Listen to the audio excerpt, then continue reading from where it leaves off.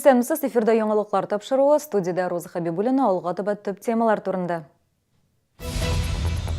Фатир түшәменнән тамчы тама, кем гаепле, күршеләрме, коммуналчылармы, әллә этләрме? Автомобильләр берничә көн урыннан кузгала алмый, юлларны чистартканнар, әмма карны өйеп калдырганнар. Шәһәр наркология диспансеры 2017 елга нәтиҗәләр ясады. Чаллыда эш кешеләр саны артканмы, әллә кимегәнме? Бу хакта Римма Әхмәтова белеште. Фатир түшәменнән тамчы тама, шәһәрдәшебез өске катта яшәүче иратның этләре гаепле дип саный. 80 яшьлек пенсионер төрле органнарга мөрәҗәгать иткән, әмма нәтиҗә юк. Безнең иҗат төркеме урынга барды, тамчы тамуда кем гаепле, шәһәрдәшебезме, коммуналчылармы, әллә этләрме? Безнең сюжетта. Вот потолок мой, смотрите, в каком состоянии. Он сделал собачьей мочи туалет у меня. Там затек над дверью и здесь. Михаил Власенко эске катта яшәүче күрше 4 эт асрый иде. Әмма хайваннарны саф һавага алып чыкканын бердә күргәне булмаган. Этләр даими рәвештә өрәләр ди пенсионер. Шуңа күрә әлеге таплар экскрементлардан ди ул.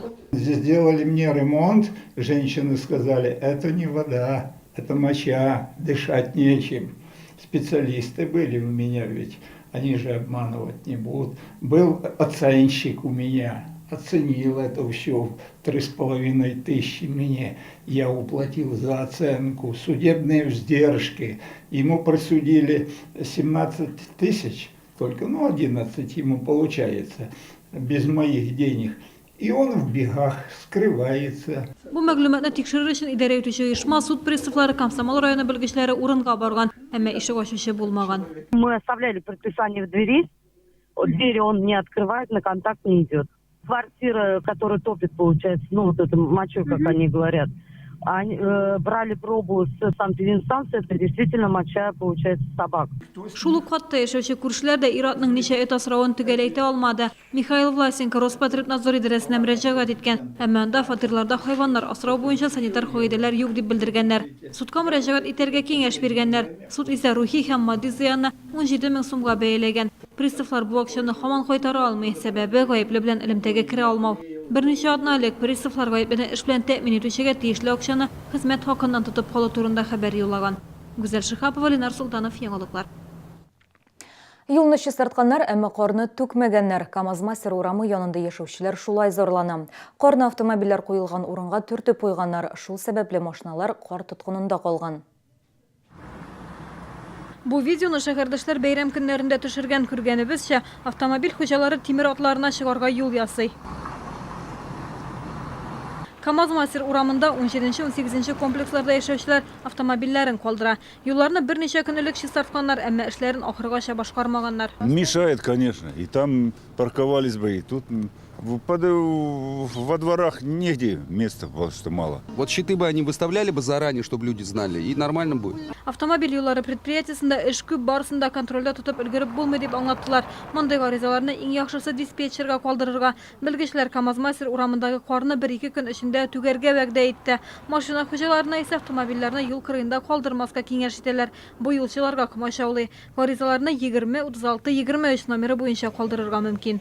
Гүзәл Шихапова, Ксения Антонова, Сергей Вильданов, яңалыклар. Узган атнада Чаллыда кискен тын юллар инфекцияларына зарланып 3355 кеше мөрәҗәгать иткән. Алдагы атна белән чагыштырганда бу 20%-ка кимрәк. Челнинский известия газетасы хәбәр итүенчә, шәһәрдә гриппның 2 очрагы теркәлгән. Ашыгыч ярдәм хезмәтенә тәүлегенә 700-дән артык шалтырату килә. Шәһәрдәшләр югары температурага һәм үзләрен начар хис итүгә зарлана. Наркология диспансеры 2017 елга йомгак ясады. Чаллыда хроник эшкичләр саны 2%-ка арткан. Әмма безнең күрсәткечләр башка шәһәрләр белән чагыштырганда яхшырак. Хәзерге көндә наркодиспансерда исәптә 3000-нән артык кеше тора. Тик белгечләр әйтүенчә, чын барлыкта бу сан 4-5 тапкырга күбрәк. Чөнки кайбер авырулар шәхси клиникаларда дәвалана. Алдагы материал эшкечелек мәсьәләсе турында.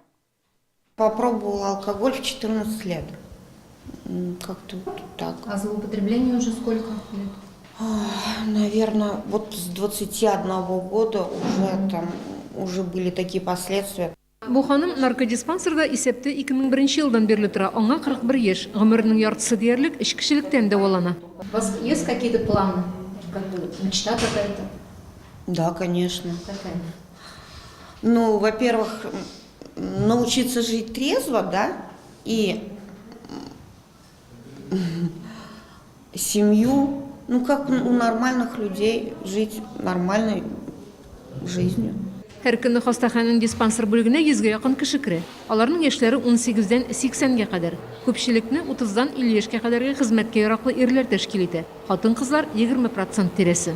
Они уже имеют серьезные проблемы с психикой, серьезные проблемы с физическим здоровьем. Это и гепатиты, и панкреатиты, и поражение внутренних органов, и почки поражаются, и легкие, и сердце. Возможны даже смертельные исходы. Белгечләр катгый кисәтә, дәвалануны тулы курс алырга, аннары тернекләндерү узарга кирәк. Шулай итмәгәндә нәтиҗә булмаячак. Шәһәрнең узган елгы күрсәткечләренә килгәндә исә, уңай ягы да, тискәре ягы да бар. Шәһәрдә хроник алкоголизм 0,5%-ка үсә, ләкин нәрсә шатландыра безне, бүгенге көндә алкогольнең осложненный формасы инде, ул алкогольный психоз дип әйтәбез, алар 12-13%-ка кимерәк. Узган елларга караганда. Бу инде халыкның суррогат алкогольне әзрәк куллана башлавы белән бәйле дип аңлатырга була. Шәһәр наркодиспансерында чаллы кешеләрдән тыш, якын тирә шәһәр районнарда яшәүчеләр дә дәвалана ала. Рим Әхмәтова, Сергей Билданов, Яңалыклар. Чаллыда татар телендә иң яхшы алып баручыны ачыклыйлар. 20 март көнне 15 сәгатьтә Нур яшьләр үзәгендә татар телендә нәфис сүз остасы бәйгесе узачак. Бәйгедә һөнәри һәм югары белем бирү оешмаларында белем алучы студентлар 16-дан 25 яшькә кадәр булганнар катнаша ала. Нәфис сүз остасы бәйгесе рәсми чараларны алып баручы, күңел ачу шоу программаларын, юла, фольклор, күңел ачу уен программаларын, масса күләм һәм спорт чараларын алып баручы номинацияләрендә үткәрелә. Әлеге чарада катнашырга теләүчеләр гаризаларны 16 мартка кадәр тапшыра ала. Белешмәләр өчен телефон экранда күрсәтелгән. Бүгенге гамнашлар, мин сезнең белән саубулашам. Яңалыклар белән кызыксыныгыз, сау булыгыз.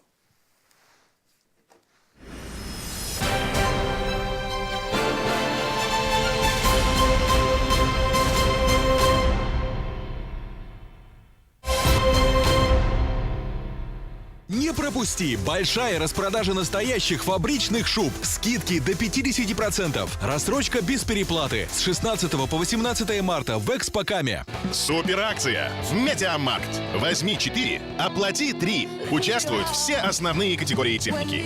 Телевизоры, крупная и мелкая бытовая техника, компьютеры и смартфоны. Собери свой выгодный набор. Медиамаркт.